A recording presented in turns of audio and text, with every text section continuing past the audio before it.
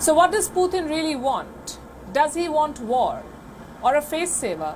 What kind of concessions is the Russian president looking for? I spoke to two individuals who have been following this affair closely, who have a close understanding of how the Russian president thinks and operates.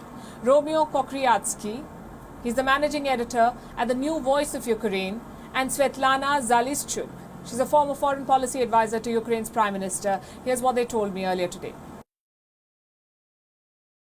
Romeo, yesterday we saw a meeting between Vladimir Putin and Emmanuel Macron, and then they held a press conference subsequently. Would you call this meeting a success?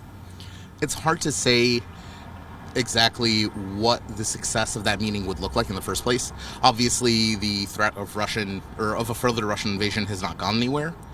Putin was also allowed to continue issuing Kremlin propaganda lines without Macron pushing back, such as the idea that Ukraine is pushing forward a genocide and that Ukraine is planning provocations. Obviously, this is all untrue. But he did manage to say that with Macron standing in the background. So if anything, it maybe counted as a success for Russian propaganda. But Macron was not able to, I think, do anything substantial to really de-escalate the current situation. What is your assessment of Macron's visit to Moscow and subsequently here in Kiev? We are waiting for the outcome. For me, success would be defined as joint efforts of the international community, not just to de-escalate the situation around Ukraine, but also to make sure that Putin doesn't have any leverage over Ukraine, over EU, over transatlantic community to impose its own conditions about global order, right?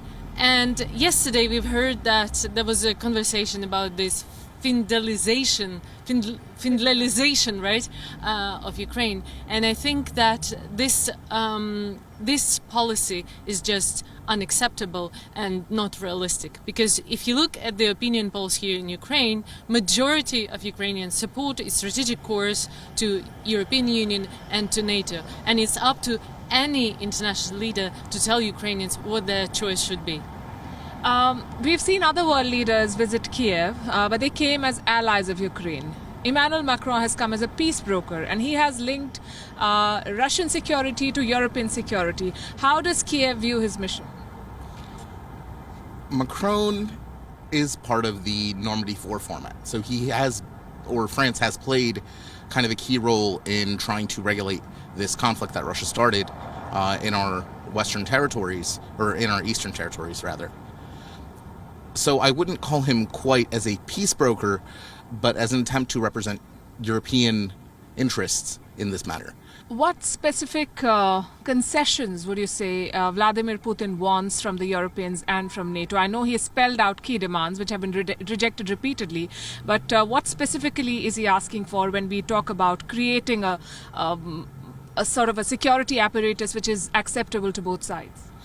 Well, I think that there are things what he say and there are things that he does, and these are different things, really, right? Because what Putin has said, we has never annexed Crimea, we are not in Donbass, we has never shot MH17, this the airplane that Russians has shot over the Donbass, and so on. They keep on saying that it's not us, right? Same with Georgia in 2008 when they annexed and invaded Georgian territory. So we see a consistent, aggressive policy and aggression of Russia, not just, by the way, against Ukraine or Georgia, its immediate neighbors, but also against many democratic countries. You name it. It's disinformation, propaganda, interference in national elections, right?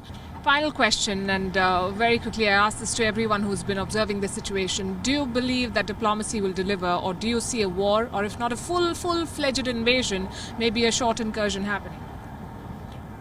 I think the hope is always that democracy or diplomacy will prevail.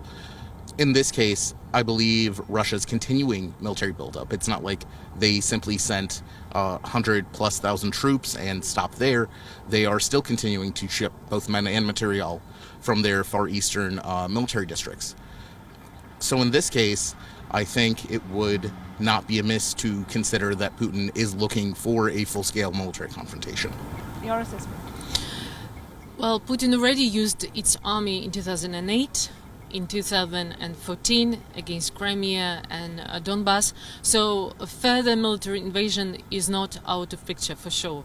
But it's up to us, Ukraine, but also the international community, including India, to make sure that there is no third world war, in the heart of Europe. And we should make everything possible to show that there is a very high price for Putin to move forward with its military aggression.